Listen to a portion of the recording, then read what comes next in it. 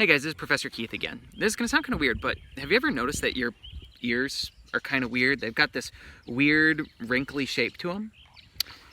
It's interesting because the reason we've got that wrinkly shape to our ears is that they help us localize sound, being able to tell whether something comes from in front of us, behind us, above us, or below us.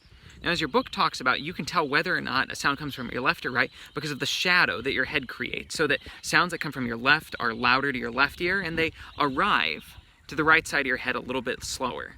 But we're able to tell whether or not things are in front of us or behind us because of how our ears block sound.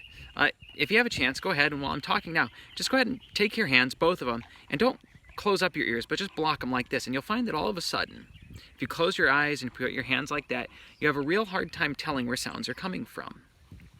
And that's because you're blocking what your pinna, what your earlobe is able to do to help you locate sound. Now, what's interesting about that is that we can look at somebody like my good friend Ruger here, and if you look at Ruger, you notice his ears don't have those wrinkles to them the same way yours and mine do. Now, one of the things they do with boxers, something that was done before we ever got Ruger, we adopted him, is that they crop them. Normally, if you look at a boxer, like most other dogs, you'll notice that they have floppy ears. Those floppy ears, you can imagine, unlike our very carefully wrinkled ones, aren't very good for localizing sound. As a result, dogs, even though they've got really, really great senses of hearing, they have a hard time telling whether or not something comes from above them or below them. This makes a lot of sense.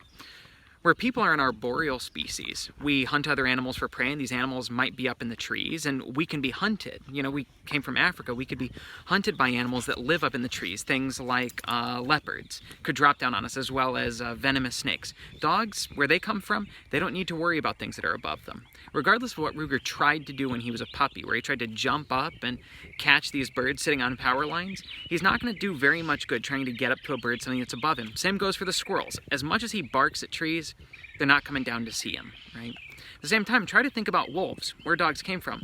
Is there anything that flies, anything that climbs trees that can attack a wolf, that can hurt a wolf? Not really. They don't have much of a reason to worry about something coming from above them. And this explains a lot of an experience that I had once with Ruger. We were on a vacation, we were staying at a house on a beach, and I was playing Frisbee with Ruger.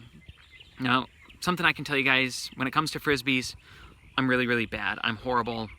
I'm awful. Now, I can't throw a Frisbee. I mean, if I try to throw it, it falls like right at my feet. I'm terrible at this thing. But something I do know a little bit about is physics, which means if I go up higher and I throw it from above, it's going to go farther.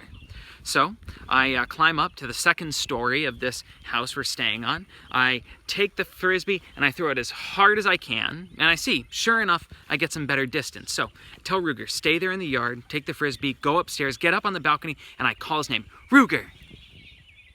Ruger! And he stands up straight, looks around.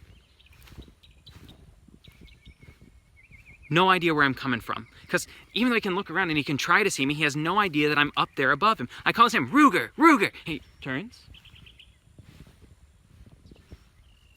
No idea. Because he can't see me. He can hear me calling him, he just doesn't know where it's coming from. I think this is really cool because it demonstrates how we know a lot about the inside of your ears. We know how the inside of your ear, the cochlea, talks to the brain when processing sound. But it says some of the cool, surprising things about how the other parts of your body play into your ability to hear things, hear what they are, and hear where they're coming from. So, until next time, I'll see you guys on Canvas.